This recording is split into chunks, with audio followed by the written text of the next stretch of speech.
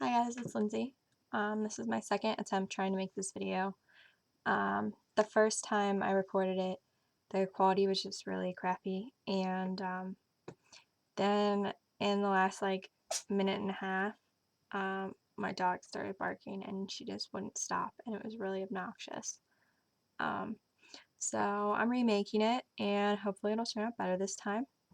But basically, the topic is Tourette's and driving. Um, I've actually gotten questions a couple of times in person, not online, but about how Tourette's affects um, my ability to drive and whether I can drive, um, and if I tic when I drive, um, what do I do if I tic when I drive? And there was actually a kid that I went on a date with once that we were going somewhere and he stopped before he opened my car door. He was like, "Is it safe to get in the car with you?" And I was like, "Yeah, it's fine." Um, so I'll just get started. Um, I do drive. Uh, I didn't get my permit until I was 18. Um, I do live in the US, I live in Pennsylvania. So you're allowed to get your permit when you're 16. I didn't because at that time, um, the neurologist that I had when I was 15 had thought that I had epilepsy. That was one of the first things that he suspected. Um, so I hadn't got my permit right when I had turned 16, and he had said, he had asked me if I had my permit, and I said no, and he said, don't get it. And I said, okay. So I didn't get it, and then just due to some other circumstances, I just didn't want to get it right away. So I didn't get it um, until I was 18, which was April of 2010. And then I had my permit for over a year before I took my test, just because I was out at school. So I wasn't, my school is 4 hours away from where I live, and I didn't have a car because I didn't have my license. So why would I have a car? And I lived on campus, so I didn't do a lot of driving, even with other people's cars when I was out there, because if I needed to go places, I just take the bus if I needed to go into town or whatever. Um, So I didn't end up taking my driver's test until I was home the summer after my freshman year in college. So I didn't get my license until June 16th of 2011. I looked at my license. Otherwise I wouldn't know the date. I knew it was June. And then I worked a number of jobs that summer to buy my own car. I bought it at the end of August, right before I went back to school. And I mean, it was used and everything. But I had my own car, and I pay my own insurance and everything, which isn't what the video is about. But um, I do drive. Um, I drive fairly frequently when I'm home, because when I'm home, I live, well, there isn't a bus system locally. To get to the bus that would take me into town, where there's the mall and everything like that, here I would have to drive um, 10 minutes to get to that bus stop. So to walk there, it'd be half an hour, 45 minutes. Um, where at school, it's different because it's a college campus. Like I said, I am 4 hours away from my school, so I drive every time I go to school. I drive 4 hours and 4 hours home. My neurologist, when I'm at school, is about 2 hours away from me. Here, most of my appointments are a half hour away, or 20 minutes to 40 minutes. So I do drive fairly frequently, and I do short distance driving and long distance driving. In terms of ticking while driving, do I tick when I drive? Yes, sometimes I do. Not excessively though, because like I talked about in my ticking more or less video, Sorry, I keep saying I don't have like notes. Activities when I'm doing something that I have to be very focused, which driving, you're paying attention. Even though it's a reactive thing, you're concentrating a lot. So it's not something where I'm ticking a lot, but I do tick when I drive. In terms of how I deal with that, the easiest way for me to describe it to people who don't have Tourette's is that where, like before a cough or a sneeze, you get sort of a sensation that's a predictor that that's going to happen. And it doesn't come like, 20 minutes beforehand or anything like that. It's maybe 30 seconds at most beforehand. I get the same sort of a sensation.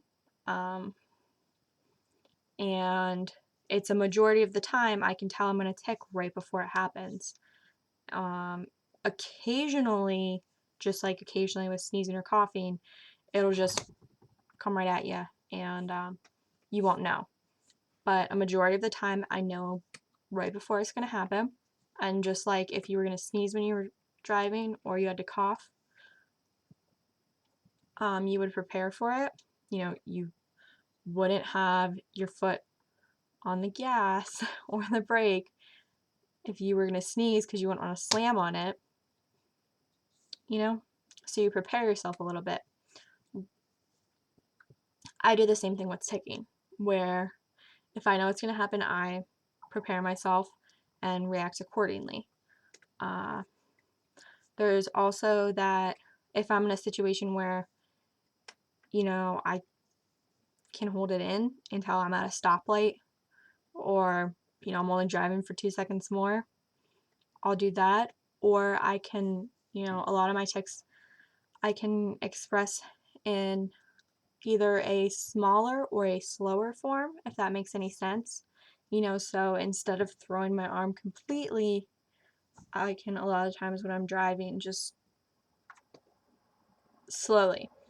Now eventually it's going to come out, but if I'm, in a 2-lane highway, like on the Cross Valley here, going through the rock cut, I don't want to jerk really hard. So if I can express that slower and in a smaller way on a temporary time scale and then just let it come out later, then a lot of times I'll do that or something along those lines. In terms of is it safe for me to drive? Yeah.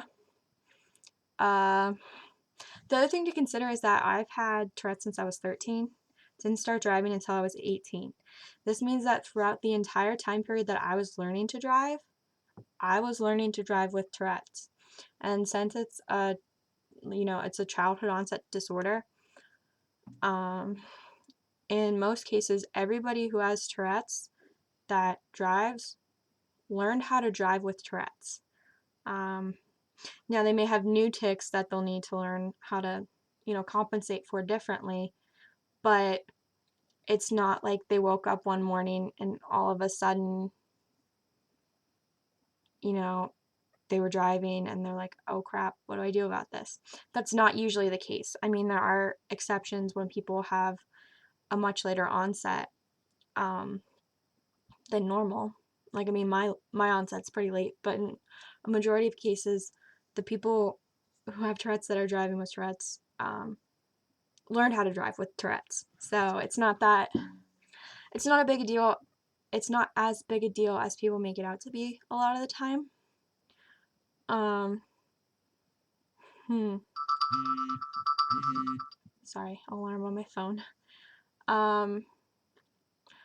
Other than that, I'm trying to think if there's anything else. Can't really think of anything more in terms of Tourette's and driving. I mean, my Tourette's has never caused me any type of accident or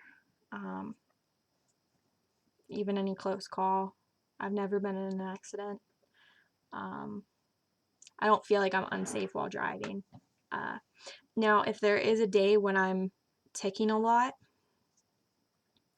or my tics are really severe, I'm probably not going to drive because I wouldn't feel comfortable.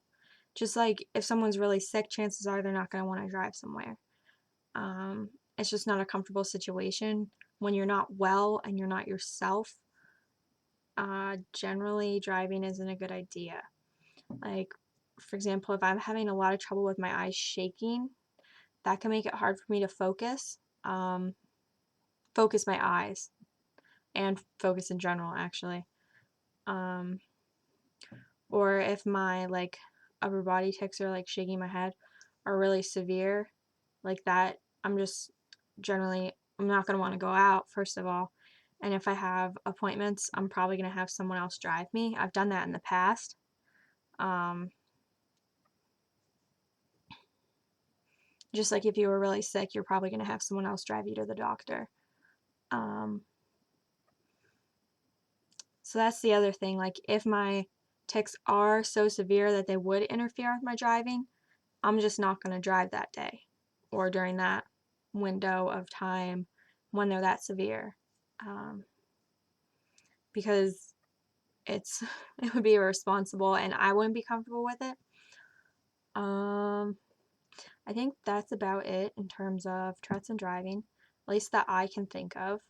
Um, if you have any other questions about Tourette's and driving in general, or like my specific experiences um, with Tourette's and driving, or anything Tourette's, doesn't matter. Anything not Tourette's, willing to talk about just about everything. You could feel free to send me a message or leave a comment. Any of those things are fine. So I will talk to you soon. Bye.